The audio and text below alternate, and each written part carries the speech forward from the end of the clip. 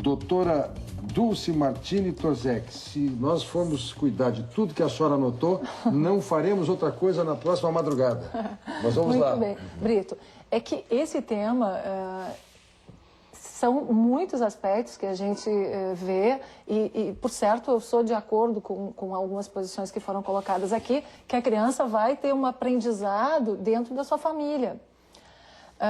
O que combatemos é esse trabalho prestado numa situação de exploração, e aí eu gostaria de fazer só um comentário a respeito da fala do meu companheiro aqui do Ministério Público, da situação das crianças no Nordeste, mas nós temos aqui no Rio Grande do Sul, dados estatísticos do IBGE, que são 126 mil crianças em situação de trabalho entre 5 e 15 anos. Uma questão de ordem, que é a palavra-chave para ganhar a palavra, né? O doutor Miguel falou sim sobre o Nordeste no nosso intervalo. Os telespectadores não têm essa informação, correto? O doutor Miguel estava repercutindo conosco a realidade no Nordeste, onde tem criança quebrando pedra, rasgando as mãos e tudo mais. Muito bem. Então, essa realidade no Nordeste ela é muito dura, mas aqui também temos, os trabalhos podem ser um pouco diferenciados, mas também temos essa condição, e é isso que nós, dentro do Ministério Público do Trabalho, viemos combatendo há algum tempo.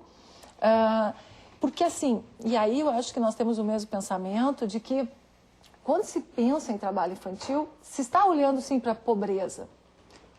Quem vai trabalhar, em geral, trabalhar nessas condições nas quais combatemos, é o filho do pobre.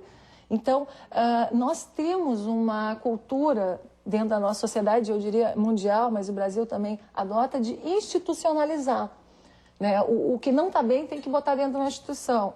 O menino que não está adequado tem que botar lá numa instituição. Depois vai preso, etc, etc. Então, isso está arraigado já é muitos anos da nossa cultura. Então, a gente vem buscando no decorrer dos anos, passando, as décadas, enfim, que a gente mude e comece, sim, a dar cidadania para essas crianças e adolescentes. Cidadania, que eles tenham, a partir dos 14 anos, como permite a nossa Constituição, a formação profissional. Tenham essa formação profissional.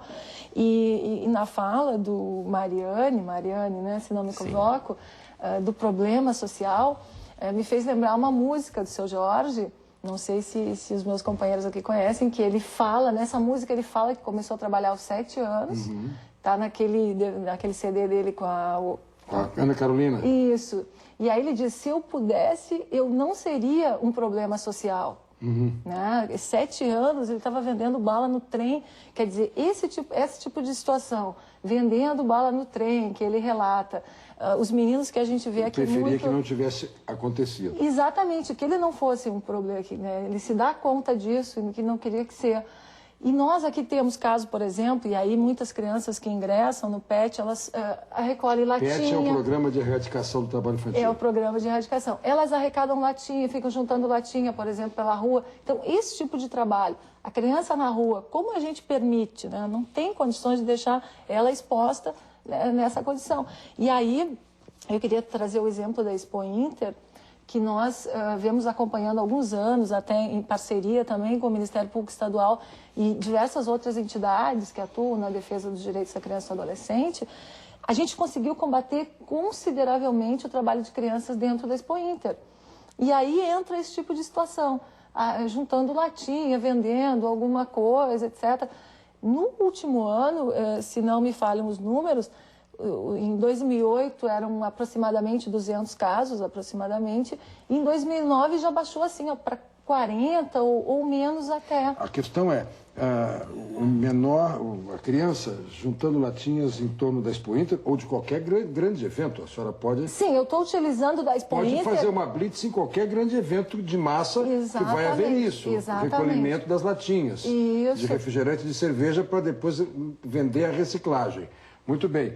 Agora, lá na Expo Inter, o filho do peão, que vem junto com o peão, junto com as ovelhas e com o rebanho, que vem quase que numa atividade lúdica e de diletantismo, embora esteja com isso aprendendo e aparentemente trabalhando, também há alvo de atuação do Ministério Público do Trabalho? Não, nós entendemos que quando a criança está acompanhada do pai e não está dentro daquilo que a gente chama uma jornada, prestando trabalho, que ali ela fica sujeita até muitas vezes a ordens de terceiro. Que lá houve uma intervenção quanto aos peões, né? Por dormirem com os animais. Sim, também pelas condições de trabalho, o alojamento, já tivemos também uma melhora ali considerável nessa situação. Mas eu atuo especificamente quanto à questão do trabalho infantil e é assim, satisfatório de ver que os órgãos, quando atuam, né, de uma forma conjunta, como teve, a gente organiza umas audiências na Procuradoria, se reúne com essas entidades e durante o evento também fazendo chamadas nas rádios que tem, na Expo Inter, na Semana Farroupilha, a gente lança chamadas em relação à proibição do trabalho infantil. Tudo isso vem funcionando nesses eventos maiores, onde nós já estamos articulados e conseguindo sentir um resultado. Mas o meu reforço em relação a essa questão da pobreza, então, e que me revolta bastante, é de ver como os pais se utilizam mesmo, né, dos filhos e querem muito mais das vezes ganhar uma grana aí, e aí entram problemas como, né, essa situação de modelos onde permitem que seus filhos vão até suas filhas para o exterior, né, ou então começando a fazer fotos muito cedo. Então eu vejo assim que há uma certa, né, um certo interesse aí de que o filho já renda algum dinheiro. E quer dizer, também os jogadores de futebol, os pais que querem ver o filho fazer sucesso, mas pagando com que preço? Ficando longe do seu filho, o filho ficando lá isolado, dentro de um alojamento, no clube, em outro estado, muitas vezes. Então, com esse tipo de situação, nós não podemos concordar, onde há um isolamento até da criança. Tem menino de 12 anos que é empresário. Chegando em clube e já sob o comando de um empresário. É um campo árduo, assim, vamos, né, atuando, mas os avanços, às vezes, são lentos por a gente ter essa sociedade, como eu digo, os pais querendo ali ganhar um dinheiro e, no caso do jogador de futebol, mesmo modelo também, essa coisa do empresário, esse nosso sistema capitalista é cruel mesmo. Eu só queria fazer uma pequena parte de 10 segundos, não mais do que isso. Quando falar a questão dos peões aqui, porque isso é uma coisa que se repete, eu acho importante dizer o seguinte. Estamos às vésperas da Expo Inter. Perfeito. Mas há também uma cultura, por exemplo, que filho de peão tem que ser peão e muitos não têm escolarização. Então a gente tem que cuidar disso. O fato de estar acompanhado de pai, né, que é peão, tudo bem, desde que não haja prejuízo à sua escolarização. Por que o peão não pode ser escolarizado? Porque que até deve, agora até pela qualificação do maquinário, quanto mais qualificado ele, melhor. Então a gente não tem que condenar ninguém à ignorância. Jorge Rodrigues, nós falamos bastante agora, a doutora nos trouxe várias alternativas que passam necessariamente por programas de inserção, políticas públicas. E a tua queixa foi esta, de que os programas não chegam lá, na área do campo, por exemplo, que é a que tu conheces bem. Exatamente, tem muita falha. Quer dizer, falha não, eu realmente não chego no campo. Essas questões dos colégios, das escolas, elas não estão lá no interior, lá na propriedade rural. A Farsul pensa em mobilizar algo assim? Eu tenho uma sugestão. Não diga que fui eu que lhe sugeri. Procure a doutora Dulce no Ministério Público do Trabalho e peça a ela para examinar a hipótese de uma ação civil pública. Hein? Olha, exatamente. Nós, na realidade, deixa eu complementar então, porque eu atuo com essas questões de aprendizagem e há muito tempo nos reunimos com o Senar e o Senar vem criando a cada ano... Que é o Serviço de Aprendizagem Rural. O Serviço de Aprendizagem Rural. Então, nós vamos avançando nessa realização de cursos. E eu também, como o senhor, o senhor, né, que nasceu no campo também, sou filha de agricultor, mas sempre, pelo fato, acho que da minha mãe ser professora, fui estimulada aos estudos. Mas eu acho que o filho do adolescente, ele precisa... O filho do agricultor, perdão, ele precisa dessa formação. O filho do adolescente precisa de uma outra assistência, mas também tem que... Também, eu acho que nós estamos tendo uma concordância, para reportar justamente essa questão, onde se busca levar a essas famílias, especialmente, e cobrir essa lacuna que tem, que é diferente a vida das cidades da vida do campo. Tem particularidades importantes aí que precisam ser consideradas. Mariane. Eu acho que nesse debate, só para me concluir, acho que nesse debate aqui ficou evidenciado uma coisa. Existem exageros. Eu acho que os exageros têm que ser combatidos, efetivamente. Nós temos mais 2 blocos. Existem questões de crime. Crimes também têm que ser combatidos como crime. Quer dizer, a agressão, independente de ser uma criança, um adolescente, uma mulher, quer dizer, a agressão tem formas de reprimir e de ser combatido pela lei apropriada para isso. Agora, não podemos confundir uma coisa.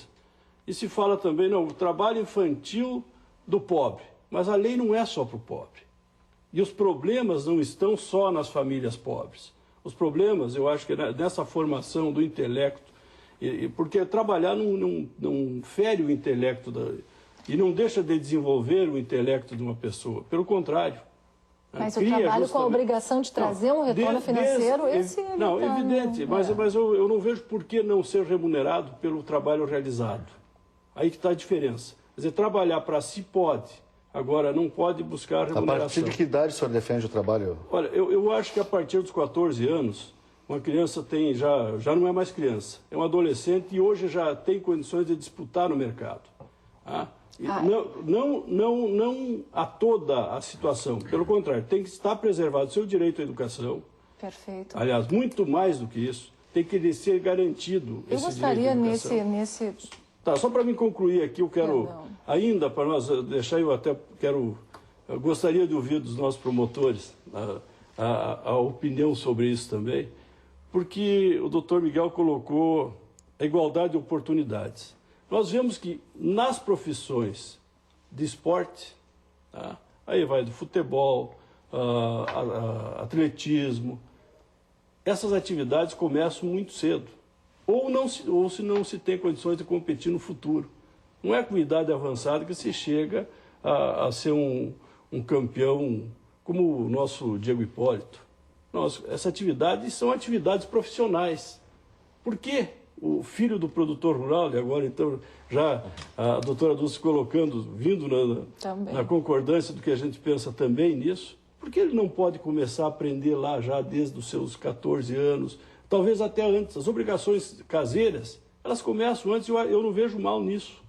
O que não quer dizer que se exagere, se explore a criança para trazer o recurso para dentro de casa. Agora, também, nós temos que pensar uma coisa.